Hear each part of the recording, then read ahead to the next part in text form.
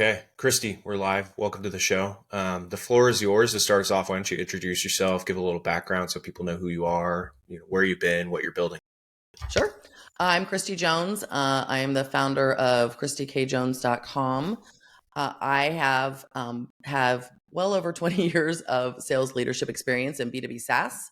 So prior to that, I started my career in retail sales. So I was a manager in a department store and then went into the buying offices. So finished my retail career in the buying office before jumping into a very small privately owned SaaS company, an e-learning SaaS company. And I was there for 8 years, helped them build that out from about 2.5 million to about 10.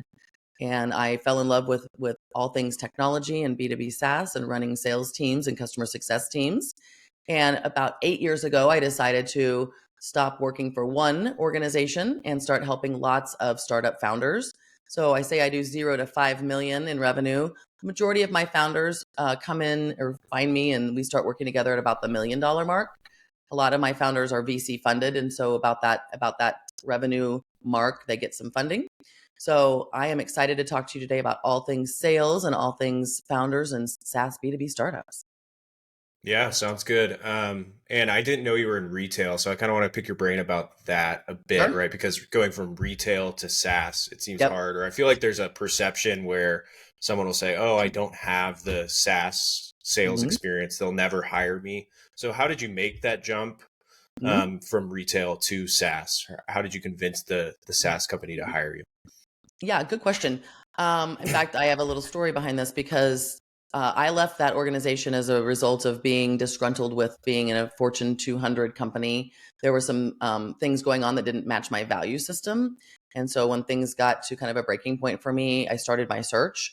And because of what I had experienced in corporate America, I had decided that I wasn't looking for a job, but I was looking for a company. I went out looking for a company that I thought could use the skills that I had honed in the retail environment, which were, leadership skills, negotiation skills, and there's a lot of analytics.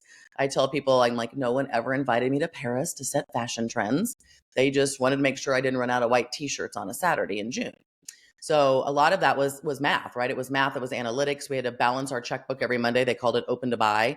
So every Monday I had to figure out if I had any money to spend to buy clothes or whether or not I needed to negotiate markdown money with the vendors I had been buying from in New York. So I had a lot of skills, but I was more concerned about finding the right fit company that matched my value system that was growing. I knew I wanted a seat at the Knights of the Round Table, as I call it.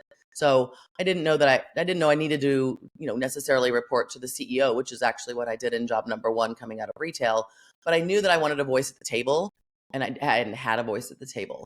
So the transition was a little bit rough for sure. But I reached out to a recruiter friend of mine locally in St. Louis and said, I need to figure out what I don't know. And so he put me in touch with a bunch of other sales leaders, also at small privately owned companies. And I started a sales leader roundtable group. And we met monthly for years. And we helped each other figure out things that I had never dealt with before. A lot of us didn't have handbooks. We didn't have policies and procedures. I remember when one of the members showed up and said, okay, so I have my first pregnancy with a commissioned rep. What do I do about that? And we figured these things out together. Very cool. And just to kind of stay on the retail piece for a bit, I mean, Mhm. I'm just thinking about other young people that are starting their careers. So, did you kind of start like on the floor? And I don't know exactly where you work, but like Mhm. just selling on the floor and then working your way up? Or did you Yep. come in more at a management level? Yeah, good question. I came in at a leadership level. I went through the management training program that they had right out of college. But prior to that, I say my favorite sales job of all times was waiting tables. And I think to your point, a lot of people coming out of school have either done one or the other. They've either worked in a retail store or they've worked in restaurants. And I think that there's a lot of similarities. There are a lot of sales skills that are honed on both, albeit face-to-face sales for the most part in those two. But I say to people, I said, you don't understand all the things that I learned waiting tables. The section that you were assigned every night mattered. That equals territory matters, right? That you're assigned. I needed to know I needed to understand the product. What had nuts in it? What were the specials of the night? What were we out of? Relationships with coworkers, right? When you get slammed, like you need to be able to, negotiate with coworkers to help you out. So communication and relationship building skills were critical. Not to mention, upsell skills, right? Selling and upsell skills where your tip depended on how much that, table, purchase. So if the drinks were running low, are we ready for another round? So many similarities. I think so many kids coming out of school, whether that be high school or college, have had one of those experiences. And I think it's all of those skills. It was the same thing I did when I left retail and went into SaaS. I knew I had a bunch of skills, and I knew that there were companies out there that needed my skills. So instead of worrying about, whether or not I'm going to be able to sell SaaS, understand what your sales superpower and sales secret weapons are that you've honed perhaps in retail or in restaurants or in any other job that you may have had in high school and college.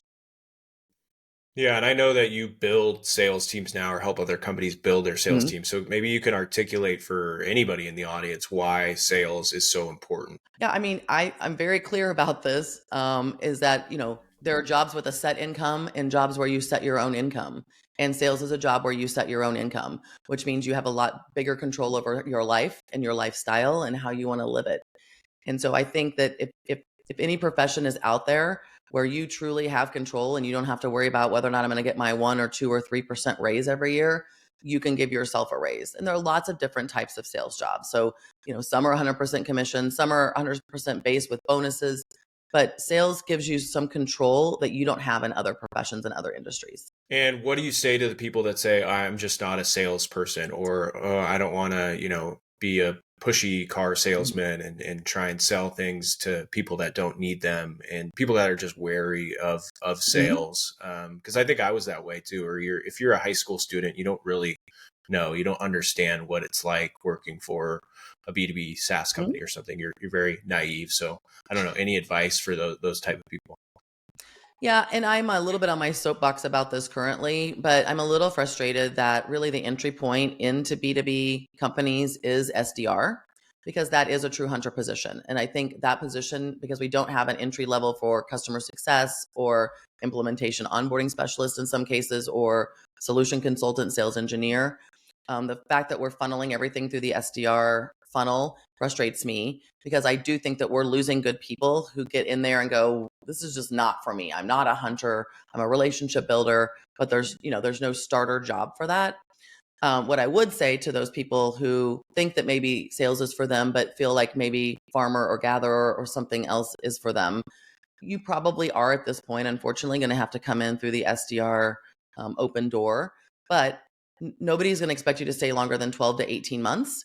And there are lots of positions jumping off points from there. So, all the things I've mentioned, right? Customer success, marketing, even. A lot of SDR teams are under the marketing umbrella. So, you may end up as an event marketer or a content marketer. You may end up as an implementation or onboarding specialist. You may decide that you love it on the other hand, and you want to go into 100% commission sales, or you want to do something different. The other thing would be B2B versus B2C, right? So, just because you get into a B2B situation doesn't mean that down the road you wouldn't want to be maybe more in a B2C, like a retail type situation. So I think we don't talk enough about all of the sales opportunities that are out there.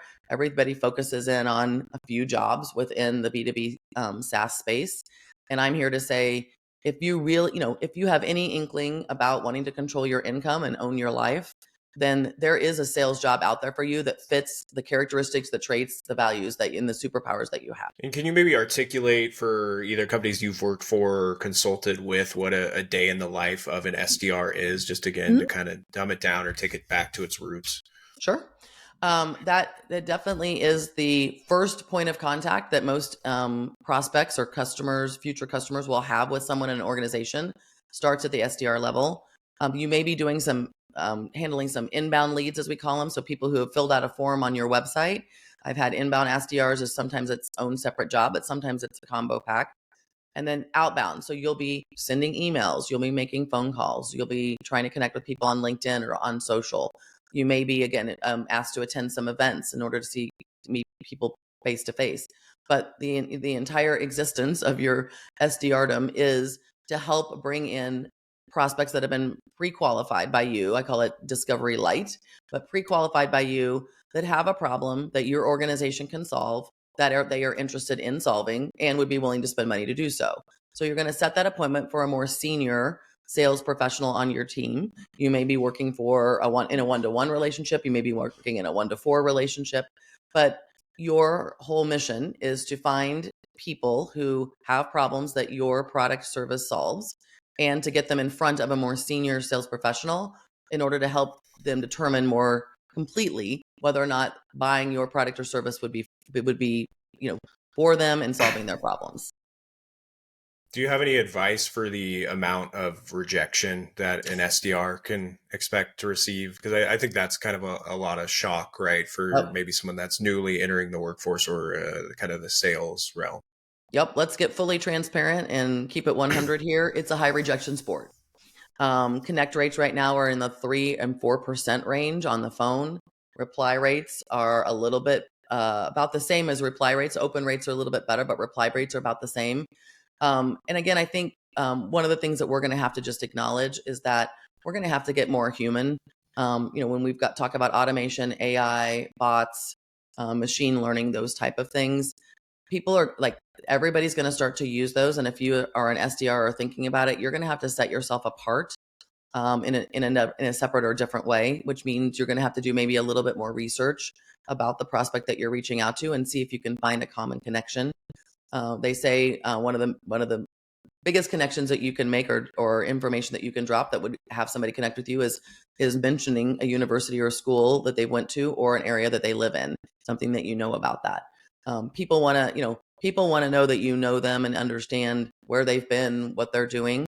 But going in right away with, sometimes just the, hey, do I have got a deal for you is probably not the best strategy. But there's no doubt, Connor, you and I both know that this is a burnout job, right? I mean, that's why we only keep people in at 12 to 18 months. It's hard. It's the hardest job in sales. And if you can get past that, though, the skills that you will gain will benefit you for a lifetime. So you mentioned automation. Do you view that as an overall net negative to the space or a positive? Because just for example, right, I have a Twitter account for this podcast, and and I don't even have really many followers on there, and I'm getting dozens of uh, cold DMs a day, right, that I don't even look at. So, Yep. where do you see this going, and how do you view it currently? Is it a good thing or a bad thing? I think it is to be observed closely, and I'll give you some perspectives on that. One, I think it's an efficiency tool if used appropriately, right? So again, faster research, automating tasks that we could do manually, but would save us a lot of time. And so I think I'm liking to use it for efficiency and research. I am a paid ChatGPT user myself. And it's my go-to. I almost go to it as often as I go to Google, and I can get really good, quick information off of that. I don't use it to write emails, but I do use it to say, hey, I'm writing, I want to do the top 10X. I'm at 8. Give me 2 more, right? Give me 10 so I can pick 2 from that. But I'm not having it write anything for me. First off, even though I've been using it for a long time, it still doesn't write in my voice, if you will. And so I think it's very easy to pick out those who have been written by AI at this point. Here's what I would say. So I don't think it's a positive or negative right now. I think it can be used to your benefit. Here's where I think it could be a negative in the future, and I don't think people are talking about this yet. But as AI and other tools like it are being used more and more by companies for efficiency, that means fewer and fewer people are going to be needed. And I'm going to use the term agents, so they can replace a person with an agent, if you will. And if your B2B SaaS company is still selling seat licenses, this is your warning. That's going to become problematic, because when a company needed 150 people today to do X jobs, they may need 80 people in 18 months if they can figure out the efficiency using AI, which means if you're still selling seat licenses, you just took your deal from 200 to 80, either right out of the bat or at renewal time. And so I think we as an industry are going to have to start rethinking how we price things. We need to be more solution focused in pricing. We're going to price via the solution as opposed to who needs a seat license, who needs read-only view, who needs that. And I've already seen that started to happen, in fairness. A lot of the clients that I work with in the B2B space are no longer selling seat licenses. They're selling solutions in a different way. And I think that was probably foresight into what's coming down the pike. So I do think that a reduction in force is probably coming as a result of that. But I also think, again, if we take and stay with the SDR example, if you a company has 20 SDRs and they think they can go down to 8 by using AI. I think they could do that.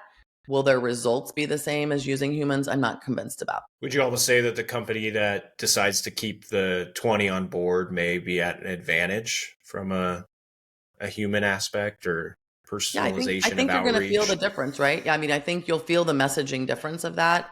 And again, I'm saying those 20 should probably be using AI as an efficiency tool, right? So that they can contact, but not so that they can contact more people a day, not, have 8 people contacting the same amount of people today, so that they can, so that they can reach out more frequently or do more research, right?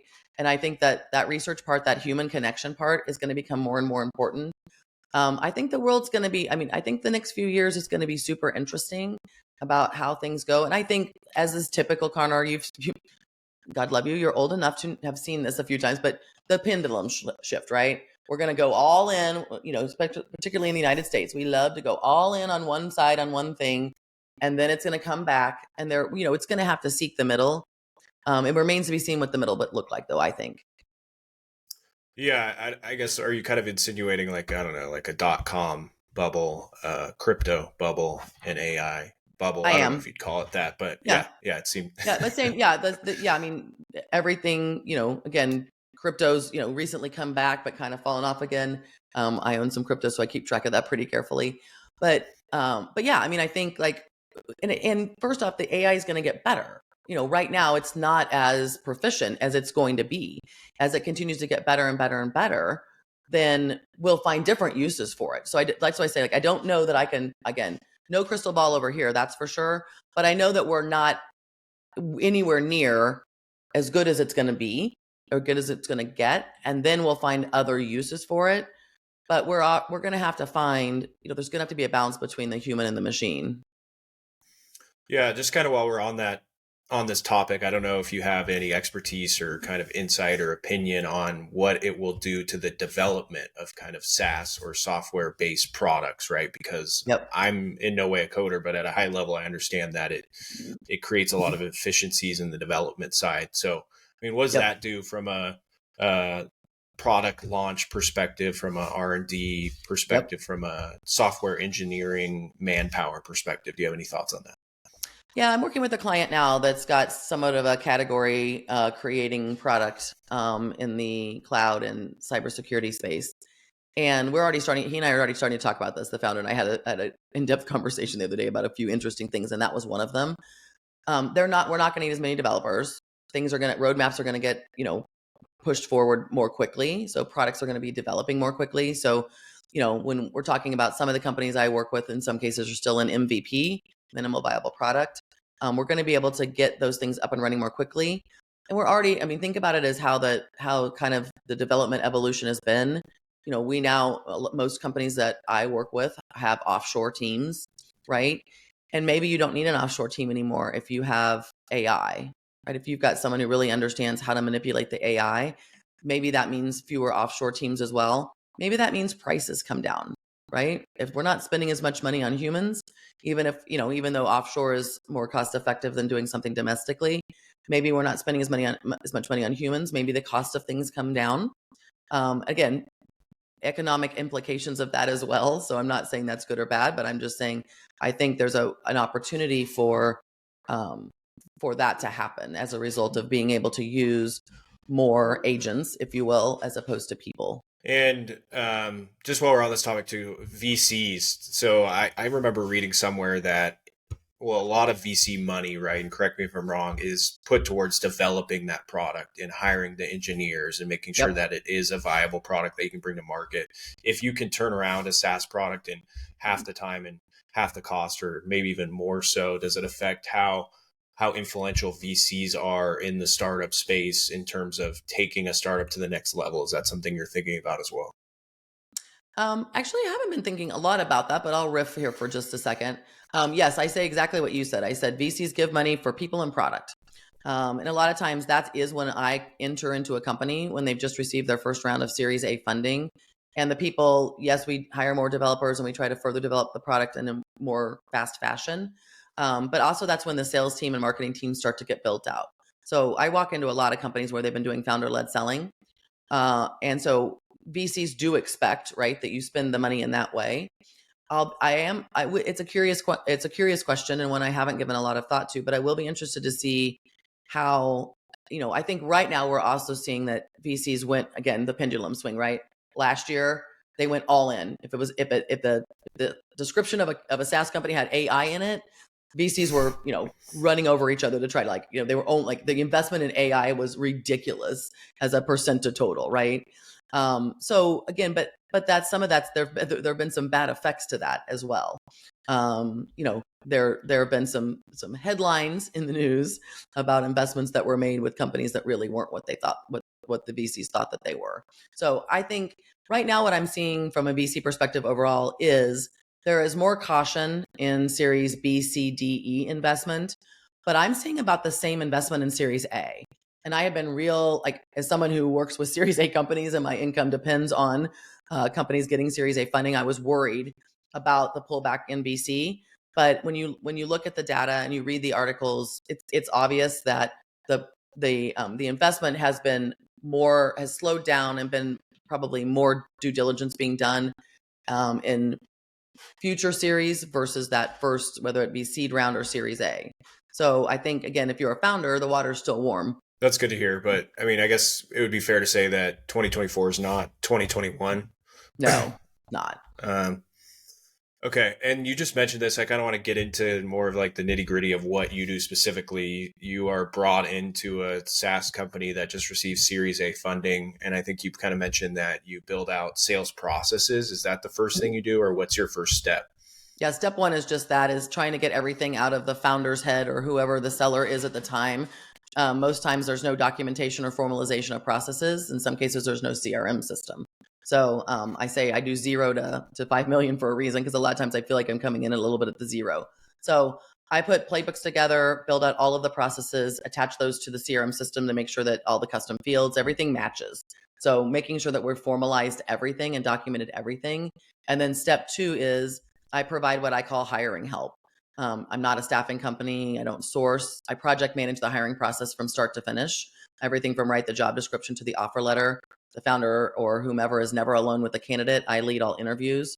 So again, most of my founders are tech founders, and hiring sales and marketing versus engineering is very uncomfortable for them and something that they haven't done a lot of.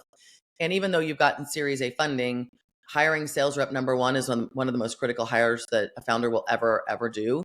And I never want them to be left alone to try to figure that out on their own. So how do you quantify, or how do you sell a founder on a efficient and properly functioning CRM? Yeah, I am a HubSpot partner, so I'll go on record with that, and my founders know that. But I'm happy to demo and discuss any CRM system that they want to test drive or look at. I think the most important thing is we need to get it out of spreadsheets. So I walk into a lot of situations where we're still using spreadsheets and we're not using automation. So whether that be, again, I don't ever recommend that my founders go with Salesforce. I'm not a fan of Salesforce. I love Salesforce, but it's not for someone who's not even around the $1 million mark. But we need to find something that's user friendly, that has an easy, UI to work with, and that has all of the automation though that might be necessary. So that meaning sequences or cadences, so we can keep track of things and stop doing things in a manual fashion as far as outreach or inbound is concerned, and do things in a more, formal fashion. But the CRM system is critical. HubSpot has a free version. Other people have free versions.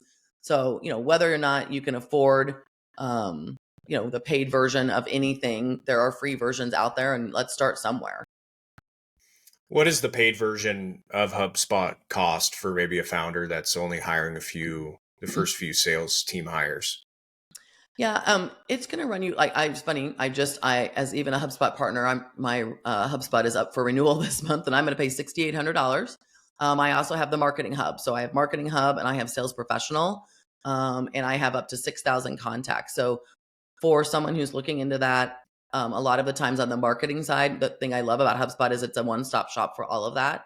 But you get paid by the number of marketing contacts that you want to be able to reach out to, and that's probably the most expensive part of it. You can get the Sales Pro, the sales side of that, or they've got deeper versions than that, but that's kind of the starter paid version. That between $2,000 and $4,000 annually. And if you've been part of an accelerator or you're part of some sort of an organization, and it could be your VC, by the way, there's a very steep startup discount. So it runs about 4 years, I think, or 3 years. So it's 80% off, 60% off, 40% off, tearing down year after year. So if you've been part of an accelerator or you've taken VC funding, there's a good chance that the startup discount will apply to you. Got it. And then maybe if we could shift to the hiring process. And I think you mentioned this, it's one of the most important decisions a founder makes. So how do you prepare the founder to make that decision, or how do you articulate to that to them? And do most founders realize the weight of the decision they need to make when they make that first sales hire?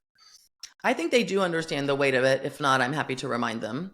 But there are two things that I start to talk about first and foremost. And one is, I call it giving up the baby for adoption.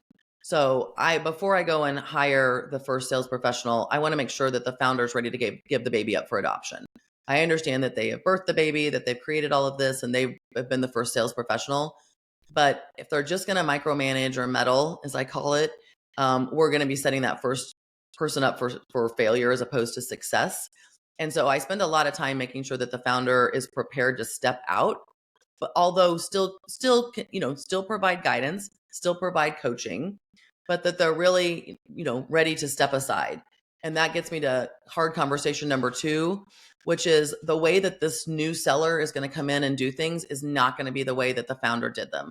And they're not going to see potentially the results as quickly as the founder did, because with founder-led selling, they've got the VC connections. They've got they've got all of the connections that they built within the industry, that they're probably building something that they've been in for a while. They have their Rolodex, as I call it. They have their network, and they're selling through their network, which is not cold outbound, right? And so, helping them understand that you're going to have to be patient, because, I've had lots of founders say, well, I could have sold that in 2 months. It's taking 4. Yeah, I know, but they don't have the advantages. First off, their name isn't founder. And so that makes a huge difference when you go in and say, I'm the founder, I'm the CEO, I'm the president. That holds weight that, even an enterprise account executive who's been in the space for a while just doesn't have that kind of street cred. Yeah, that makes sense. How about picking the person or actually moving forward with somebody? How have you developed that skill? Is there a specific framework you use? Is it just based on repetition? You've done it so many times, you can just kind of tell. How do you know someone's going to be like that A+ player versus somebody that you're going to need to let go in a month? I've been hiring sales reps for well over 20 years, and I do not rely on my gut. I believe I have a pretty good gut where that's concerned, but I don't rely on that. I rely on scorecards. I rely on a formal process that I do with every single interview, every single candidate, with every single client, so that I have an apples to apples comparison. One, for flat out just for legal reasons, right? So I'm treating everyone the same across the board legally, but because that makes it easier for me to kind of separate the wheat from the shaft. We do multiple interviews. We do an assessment. We use scorecards. One of the things that I think is most important is the first 2 competencies that I test for, or that I ask interview questions around, are sales and startup. So I need to know that you have some sales acumen that has been built up over time. I'm not normally hiring someone green as sales rep number 1. It's not a good idea. So I need to know that they've come from, maybe some formal sales methodology training. They've been in a situation that was maybe more baked out as far as process was concerned, more formal, more documented. I'm looking for those type of things. I'm looking for a track record of success. I'm looking for meeting and exceeding quotas. I'm also doing a lot of due diligence around how quota was attained. So I ask a lot of questions around, tell me, how much of that was net new? How much of that was expansion? Where did that net new come from? Is that coming from partners? Is that coming from inbound? Is that coming from conferences? I want to know sources of things. I want to know how much, true outbound cold calling, if you will, is being done. The majority of my founders cannot afford to go to very many conferences. I do encourage them to try to find money for 1 a year, but you're not going to go to 5. You're not going to go to 10. And then, channel partners, most cases, channel's not been built out yet. So if you're used to, I interviewed a woman a couple of years ago who was with a competitor for a client I was hiring for. And she had all this amazing experience. The competitor was way further down the path than we were. So we knew she had processes. But at some point, I uncovered that 100% of her net new were leads that came through channel. And at that point, like, big red flag, right? I'm like, whoa, whoa, whoa. I mean, her numbers looked impressive, her sales cycle, her average sale, all of that stuff. And then I finally asked the right question. So where did that revenue come from? And she said, oh, I've built an amazing relationship with our channel partners. And I was like, oh, geez, not a fit, right? Like, amazing fit for somebody else at a different stage, or for us at a later stage for that company when the channel was built out. But I was so glad that I probed and probed and probed to finally get to that. The other thing I spend a lot of time probing is startup. So I referenced somebody I'm looking for an enterprise AE for right now, the cloud cybersecurity organization. And I interviewed a candidate the other day who'd been working for the man, as I call it. He was in the Fortune 500 space. And I said, hey, listen, like, this doesn't even make sense to me. Like, why would you leave all of this formalization process, everything, dotted and crossed, to come to a situation where we don't have anything? We're just still in the process of building up formal processes and documenting those.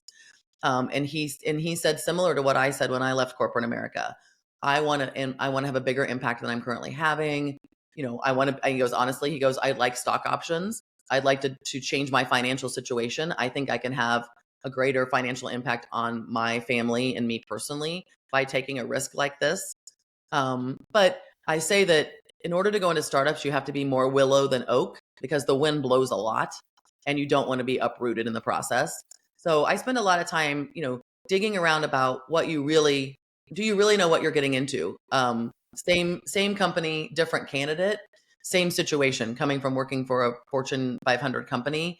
And I said, what do you think is going to be the biggest differences between working for who you're working for now and coming to work for us? And she said, I assume fewer resources. And I'm like, so she was on the right track, right? And she said, and I said, well, give me an example of where you think fewer resources are going to come into play for you? And she said, well, right now I have my own sales engineer. It's a one-to-one relationship. And she said, but in the past, I've had to share that person with other people. So I suspect that I'll probably have to share again, but it's fine. I can share. And I just smiled at her and I said, oh, there's no sales engineer. You will be demoing the product, right? So, I have to ask a lot of those type of questions. So even if you get past the sales competency questions of mine, you then have to pass the startup competency questions of mine. And that's where a lot of people fall off. Yeah, it's really about setting expectations and truly understanding the person. They know what they're getting into. You know what you're getting into from their perspective. Yep. So I want to ask, I'm curious though, I think it's important to hire somebody that's super competent, that has that track record like that you talked about. But from your perspective, how important is the product that they're selling? And do you keep that in mind when you say, okay, yeah, I'm going to sign up with you, B2B SaaS founder, to help you essentially scale this company because you believe in the product they're building? Or do you believe it's more a good salesperson can sell any product if they have the system and the skills down? I believe the latter. I believe that, having had, methodology in the past, or some methodology that you believe in and that you work, if you will, and having had formal processes and understanding what it takes to take something from 0 to 100. Now, the caveat to that is, if you've been selling a product, so I always say, if you've been selling John Deere tractors and you're the number one John Deere tractor seller, that's probably not transferable. But if you've been selling a product or a service in the SaaS space, then yes, I believe that. But we got to match certain things, Connor. So, if you've been doing a 30-day sale and now we've got a 12-month sales cycle and you've not done that before, that might not be the best fit. So I always say, I look at things like what industry have you been selling, into? What size companies have you been selling into? Kind of what was your role within the company? Were you looking for just net new plus expansion? What were you, being held accountable to? Those type of things. I think, taking people from selling into SMB and asking them to turn around, as a first-time seller in a startup and sell into enterprise, into a Fortune 500 company, that's going to be setting people up to fail. So I'm definitely looking at their past, not just their past successes, but what have they been doing? What's the average sale look like? What's the sales cycle been? Who are their buyers, right? Who are the personas they were selling into? What industries do they seem to sell best into? In some cases, right? Like, I've been doing a lot of interviewing recently for my founders, and I've been hearing a lot of people, a lot of people say, well, I've been selling into healthcare, or I've been selling into manufacturing. And I need to make sure that fits with what, could that be transferable, but could they also sell beyond that, right? Could they sell into other industries that aren't healthcare or manufacturing? So I think and I also think, by the way, that a lot of candidates are not spending enough time thinking about their career proactively and making the right step change, as I call it, for themselves. And so I don't think when I'm interviewing candidates, I don't think they're thinking like I'm thinking, which concerns me. I don't know that they're thinking about, hey, I've really been specialized in companies, up to from 5 to 50 million. And I've been, selling into the HR department. And my average sale is 35,000 and my average sales cycle is 60 days. What's the next right step change for me? What's the next step up for me that will continue to allow me to be, successful, to own my own income, those type of things. So, I do a lot of the work for them, if you will, and helping them, think, I'm thinking through that. But I think that's because candidates who are just applying for jobs ad nauseum aren't thinking about, well, what would that, is this the right place for me? So about midway through the interview process, I say to them, we're going to flip the script. And I say to candidates very honestly, you will know way before I know whether this is a good or a bad idea for you. So I'm imploring that you be honest with yourself about whether or not this is, one of the, like I mentioned, the candidate was like, hey, I want stock options and I want to better myself financially. Still doesn't mean that this is the right company, even though that's the goal he has in mind. And so I would say to those who are thinking about, again, no loyalty amongst thieves right now. Average tenure in SaaS, is short and getting shorter by the minute. But I think a lot of people are jumping jobs because the recruiter called. Instead of, it's funny, we are not treating our career like we treat like we treat prospecting. We're not going out there and finding our ideal company profile and our ideal sales leader profile, looking for those two the persona and the ICP, and then going proactively to say, hey, I've done research on your company. My skill set fits your needs. You should interview me. No one ever calls me and says that. Does that almost fit, you think, with like a broader sentiment? I think we talked about kind of automation earlier, how it's so easy to send out so many cold messages, or so easy to apply for so many companies, that people have abandoned kind of the critical thinking or the research just for volume based, whatever it is, applying for jobs or trying to prospect and cold call. Yeah, I mean, it's the quantity over quality. And very rarely do I hear that from candidates. I mean, when I'm interviewing candidates at I'll call it the mid-range level, so enterprise AE, a little bit different, but not a lot. I mean, I say not a lot because when I dropped that job description on a paid LinkedIn posting, we got 600 resumes in 4 days. And very few people were actually qualified. I mean, you needed X number of years in cloud or cybersecurity. You needed to have had over a $2 million quota. I mean, I was looking for a unicorn and I got 600 resumes. And how many qualified candidates? We phone screened 12, I think, and I'm down to 2. Of the phone screens, I interviewed 4 with the founder. So 600 to 12 to 15. Not everybody replied to our reach out, right? Not everybody got back to us and said, yeah, like here's a time I can be phone screened. But I think the person that I used for the phone screen, I don't think he interviewed more than 15 for sure. And I only put 4 in front of the founder. Do you view this as a problem for founders, or were you able to pretty easily whittle it down to who you wanted? I mean, are you using automation on your end to say, okay, filter this down to 50 and then I'll get it down to 12? I actually didn't. I actually used human for that. Much to the, there was 16. I just got the invoice yesterday, by the way, for my 1099 contractor. Took him 16 hours of admin time to get down to those interviews. And so that was, he and I divvied up we divide and conquered. I did, by the way, though, ask 3 questions, screening questions at the LinkedIn level. So, have you had a quota over $2 million? Have you been in one of these 3 industries? And have you ever worked for a startup before? A company with fewer than, 20 employees. So that helped us weed it out, but I don't use AI to weed those out because I think I don't know. I'm still old enough and old fashioned enough to want to put my eyes on it. Yeah, I think that makes sense. Just to pivot here, I want to, before we kind of close out, I want to talk about you and your company and what you're building, right? So Mhm. you hire salespeople, you help SaaS companies build and scale. I'm curious what your strategy is from your company's perspective, and maybe we can start with like, how are you obtaining leads? Are you at a point where you're getting a lot of referral business, or how do you think Yeah. about your business from a growth perspective? And is that something that you're doing? Are you doing the founder led selling and obtaining these clients and then working with them, or do you have a team behind you?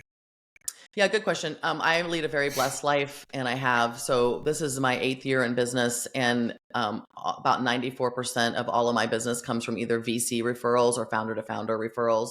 The balance actually comes from being a guest on podcasts, by the way. So I'm grateful that you had me on today. And honestly, I've sort of started that way because I was in I was in a SaaS startup world for so long prior to going out on my own and starting my own business. I had kind of in the Midwest, kind of up and down I-70, I say, I'd kind of been spending a lot of time in other cities, sitting in on some of their um, startup, communities and attending events, those type of things. So I had a pretty strong name for myself in that area. I also had built some very strong VC relationships because I had been working for VC backed companies. And so one of the first things I did, and actually, like I'll tell my quick founder story. I started my company not because I proactively intended to do so. I got downsized. I was running a 13-person SDR team, and they moved it from the sales umbrella to the marketing umbrella, and the CMO was out of Arizona and wanted to rebuild it there. And so I lost my job as a result of that decision, which, by the way, I was 100% in favor for and advocating for. I just didn't think it would cause me to lose my job. Um, and I was really looking for another VP of sales job when I started to meet with a lot of VC general partners to see, who could help. And literally about a week after having breakfast with one general partner at Cultivation Capital here in St. Louis, so Cultivation Capital is the largest VC in Missouri, he reached out and said, "We just invested in a cybersecurity company and he needs to build a sales team from zero. Can you meet and have coffee with him and give him some ideas?" And that turned into client number one. And so this is the motto that I live by, Connor, and this is why I think I lead a blessed life. Do the right things, and the right things will happen. And I say I've got 30 minutes for everyone. So I regularly, give free advice, talk to people who are, whether they're looking for, I mean, my friends, like people, everybody sends me people. They're like, in fact, the general partner who helped me get started and I am indebted to for life, has sent me two kids leaving college that he thinks are would be top performers looking for SDR roles. And so, I have had conversations with both of those upcoming college grads, to help give them advice. And I got an email from one that I'd spent time with a couple of days ago saying he was in final stages with the company and was thanking me. So I believe that that it's not happenstance. I'm not lucky. I'm doing the right things, and treating people the way that they deserve to be treated. And so I am blessed to say that I never really outbound prospected. The universe conspired to sort of put me where I am today, and a lot of interesting things happened, but they all tied back to people that I had had relationships with in the past, that, and a lot of them tied back to actually the first SaaS company I worked for. The owner of that company actually introduced me to the general partner at the VC. I had other connections at the VC, but not this particular gentleman. And he made that introduction. He was a golf buddy. And that individual alone has probably sent me enough business to say over the 8 years that he's probably accounted for 25% of all my income over 8 years, that one person. Wow. And so it sounds like it's almost intentional. And I'm not sure if you think of it this way, but goodwill compounds exponentially almost, right? You help one founder, they tell two founders, you help that founder, they tell two. I mean, it just could really expand that way. I mean, do you ever Yep, think of it that way? I And kind do. of, okay. Yeah, no, I am intentional about it, but I wasn't always. It wasn't until that happened 8 years ago I realized that my universal superpower is generosity.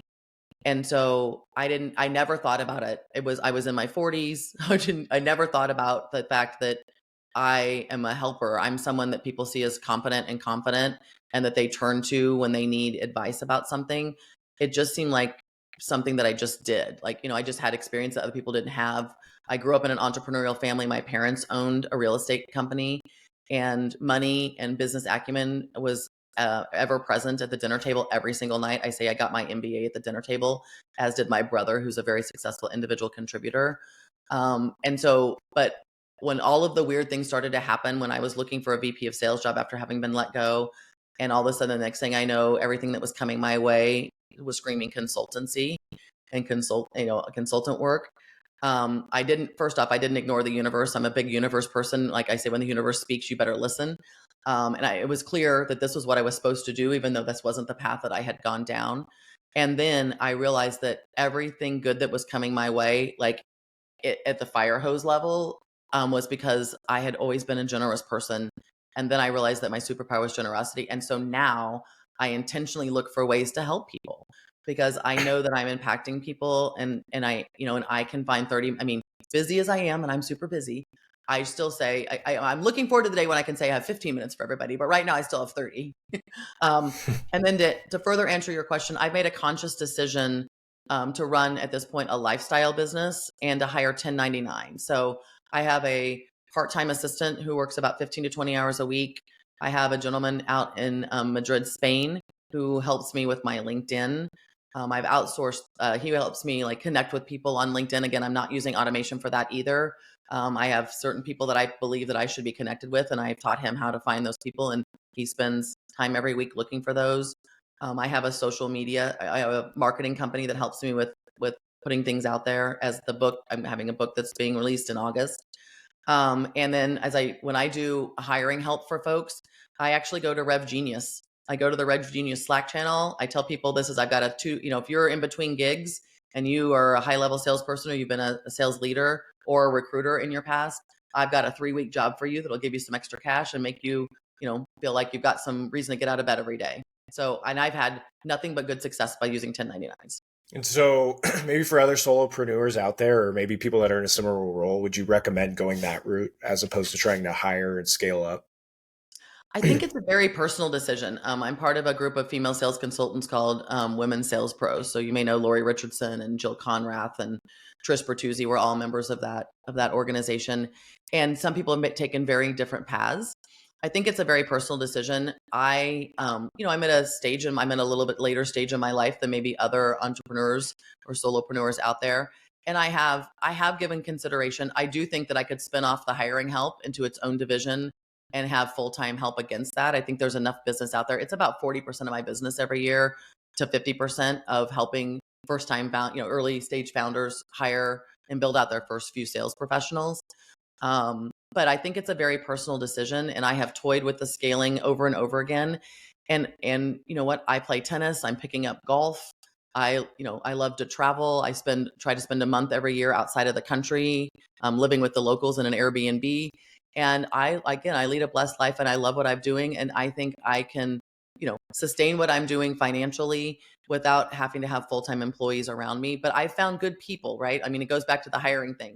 I have personally hired good people to help me, some of whom have just stayed. I mean, the gentleman who I just gave you said we've got down from 600 down.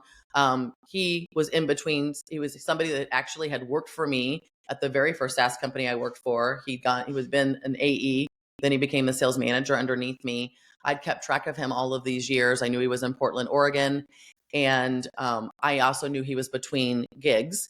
And when I reached out to him, he said that he was waiting for a PE firm to invest in a company, and he was going to be coming in as our VP of sales once that money got transferred. And I said, how many weeks do you think that's going to take? He said 3 to 4. I said, I got a gig for you. And and he started, and he ended his gig with me last week and started as the VP of sales on Monday of this week.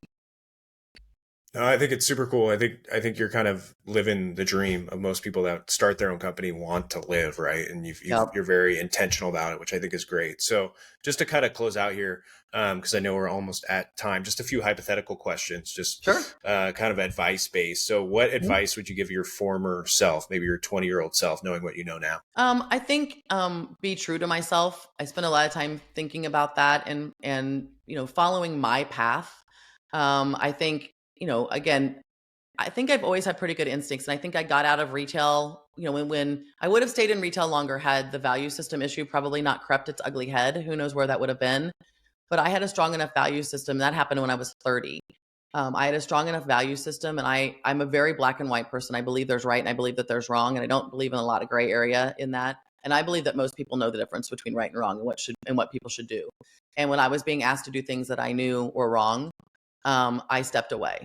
And I think, that was, I didn't have an opportunity to do that before then, but I was proud of myself for knowing that this was not the right thing for me or for what the company was doing, and that I didn't want to be a part of that.